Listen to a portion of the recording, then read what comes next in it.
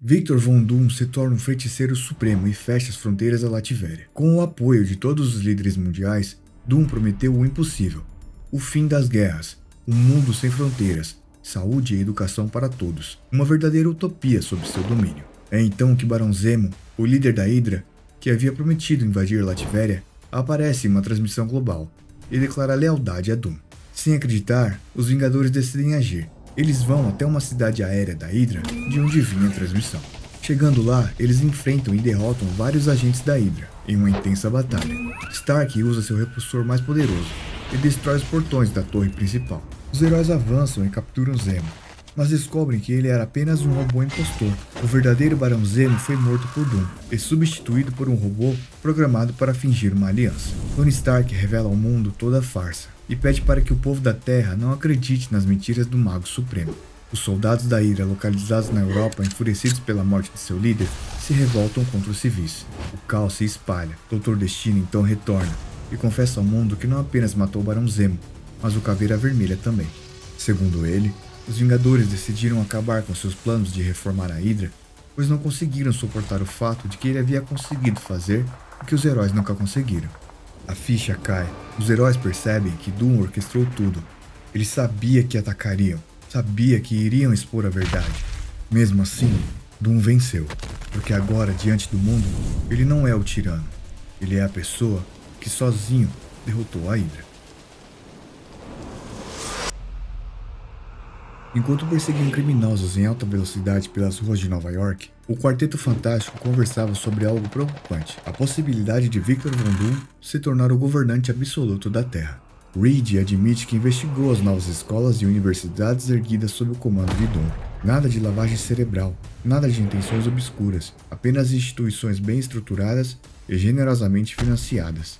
Susan complementa: Doom não apenas oferece resultados, mas constrói sua própria lenda, cultivando confiança política e pessoal. Ainda assim, eles não têm dúvidas. Por trás da máscara de filântropo há um propósito oculto e traiçoeiro. O Quarteto Fantástico então bola um plano: confrontar Doom em sua próxima aparição pública e desmascará-lo diante do mundo. Enquanto isso, Valeria Richards, a filha do Homem Elástico com a Mulher Invisível, mente para os pais e diz que vai se encontrar com um amigo, mas seu destino é outro: um encontro direto com Doom. Valeria facilitou a entrada dele na base de operações do Quarteto Fantástico. Eles parecem possuir um certo nível de amizade. Victor até a chama de afilhada. Apesar de confiar em Doom, ela exige que ele revele exatamente quais são seus planos para o mundo. Ele decide então mostrá-la. Usando magia, eles aparecem na prefeitura de Toronto. Doom encara a menina e lança a pergunta: você pode justificar a democracia?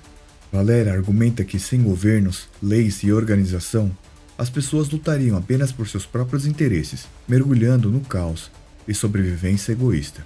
Doom concorda com ela, mas amplia o raciocínio.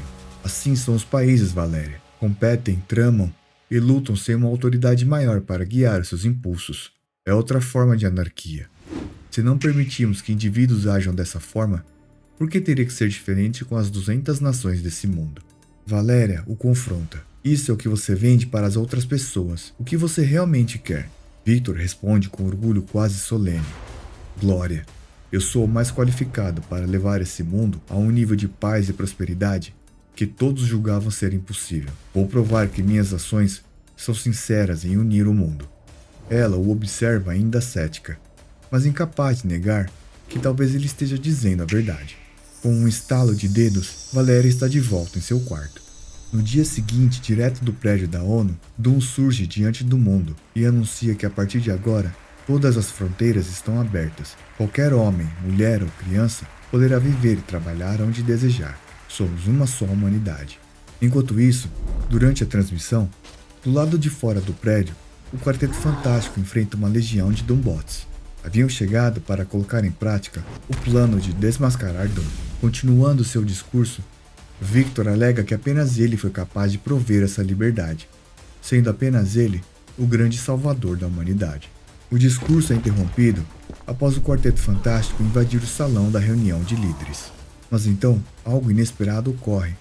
Civis armados, seguidores de Doom, surgem para protegê-lo, mesmo sabendo que, graças a um feitiço, se suas armas forem destruídas, ou retiradas de suas mãos, elas explodirão, os levando à morte. O Tocha Humana tenta convencer os civis que eles estão sendo enganados e manipulados, mas Doom revela que eles sabiam como essas armas operavam, provando o comprometimento deles com a causa. Victor questiona Richards. Diz pra mim, você vai respeitar o direito deles de terem essa visão de mundo? Ou vai matá-los para poder impor a sua? Doom diante das câmeras vira o jogo. Conheçam Benjamin Jacob Green, o poço de energia do quarteto. Um homem transformado em uma monstruosidade. Um ser tão horrível que ele mesmo se nomeia o Coisa. E contemplem Reed Richards, aquele que se autoproclama o homem mais inteligente do mundo. Porém, falhou inúmeras vezes em restaurar seu amigo à forma humana. Doom quer o que é melhor para todos. Victor ergue as mãos e, unindo ciência e magia, diante de milhões de espectadores, faz a couraça de pedra se desfazer. O impossível acontece. Doom cura Benjamin Green, fazendo ele voltar à sua forma humana para sempre. Com a transmissão ainda ao vivo, o mundo testemunhou o ocorrido. Doom encerra o discurso e permite que o quarteto vá embora, contanto que paguem pelos danos ao prédio da ONU. No dia seguinte, a opinião pública se inclina mais para o lado de Doom. Mesmo opositores reconhecem a força de suas ações, e os heróis do mundo sabem que estão perdendo a batalha. Os Vingadores reunidos admitem: pode não haver um controle mental sobre os líderes mundiais. É então que Carol Danvers propõe um ataque em duas frentes. Feiticeira Escarlate e um grupo de místicos e espiões infiltram-se nas capitais para descobrir como Doom conquistou tanta lealdade. O mundo está mais unido, mas sob o rosto e a vontade de apenas um homem. E pela gravidade da situação, até mesmo a ajuda dos mestres do terror será considerada.